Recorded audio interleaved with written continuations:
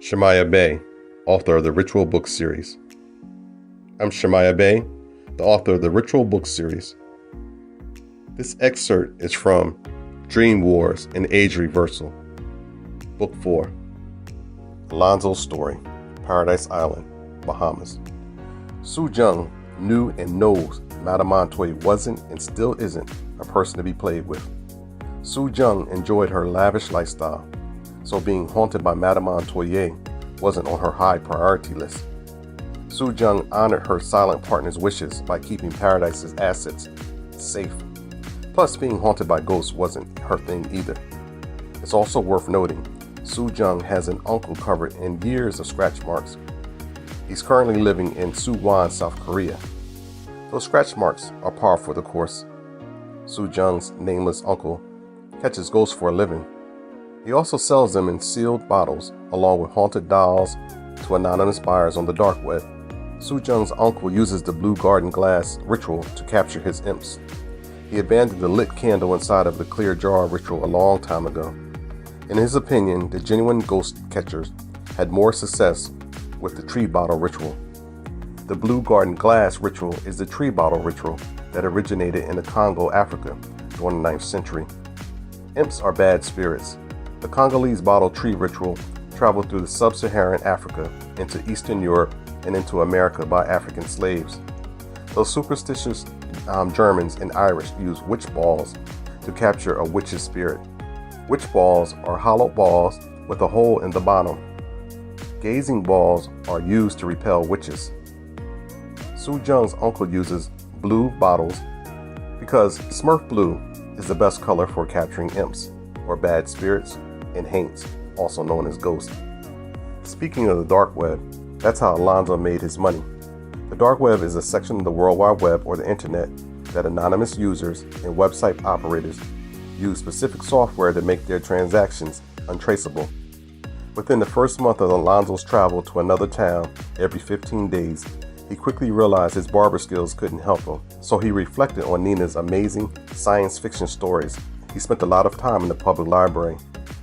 He made a lot of scrap paper notes and figured out a way to harvest electricity from the ambient radio waves. Nina told Alonzo one of her sci-fi characters invented a miniature satellite called the Solar Cube. After he exhausted all of his money making a functional prototype, he convinced his family to loan him $3,000. He needed that money to pay for a miniature solar cube to be flown to the International Space Station, and they'll release it into the upper Earth's orbit. After the solar cube is released into the upper atmosphere, its solar panels will harness the energy from the sun, convert the sun's energy into radio waves. The solar cube uses quantum teleportation as its vehicle to transmit undisturbed packets of radio waves to its assigned electricity containment station. In regular people's language, think free Wi-Fi. In addition to free Wi-Fi, Nina's solar cube provides clean and non-debilitating electricity. The clean and non-debilitating electricity may power all of your electrical and electronic devices. Destiny wanted Alonzo to have a fighting chance, so fate introduced Alonzo to a wealthy oil baron from the United Arab Emirates. Alonzo's oil baron is a futurist who just happened to be searching the dark web for an alternative source of energy. Thanks to dumb luck, Alonzo never attracted the attention of the three letter groups, and he didn't need a working prototype or solar cube. Alonzo remained under the radar because his forward-thinking underwriter told him to get off the dark web immediately. Alonzo followed the wealthy man's instructions, grabbed his U.S. passport, and raced to the nearest airport. When Alonzo approached the airline's ticket taker, he quickly discovered his anonymous investor kept his word. Alonzo received a first-class ticket to board the next airplane headed to the Bahamas. The mysterious multimillionaire also sent his Canadian representative to meet Alonzo at the Atlantis Hotel on Paradise Island. Destiny stayed with Alonzo because the Canadian representative just happened to be a gorgeous woman. She wasn't flown to the Bahamas to have sex. She was there to ink a deal. The first 24 hours got spent on getting to know one another. Within the first 15 minutes, he knew Alonzo didn't work for the Mossad, MI6, the FSB, or any other three-letter group. Around the 19th hour, Alonzo played true confession. He told the woman he had been cursed by his mother-in-law, and her curse forces him to move from town to town every 15 days. The cold, calculating Canadian could care less. Her personal plans were altered, and for that reason she wasn't a happy camper. She softened around the 21st hour, made a business call on a secure line, and returned within an hour. Returned with an offer Alonzo C. Mingle couldn't refuse. The unseen futurist from the United Arab Emirates told his Canadian representative to use the three-pronged attack. Number one, for national security reasons, stop Mr. Mingle from patenting his invention. Number two, do whatever it takes to secure the exclusive rights to Mr. Mingle's solar cube. And number three, offer him a full-time position in one of our offshore holding companies. Alonzo respectfully declined working 9 to 5 in one of their offshore holding companies. Alonzo negotiated a deal whereby he receives a consultant fee once a month. His royalty check is direct deposited. It enters a bank account once a month from a legitimate United States real estate holding company. The Canadian representative suggested he be paid via the real estate investment portfolio, so it wouldn't attract the attention of the IRS or any other three-letter group. For the record, Alonzo caked off. That means the real estate holdings company paid Alonzo handsomely for Nina's solar cube blueprint. The futurist also encouraged Alonzo to establish a legitimate consulting business.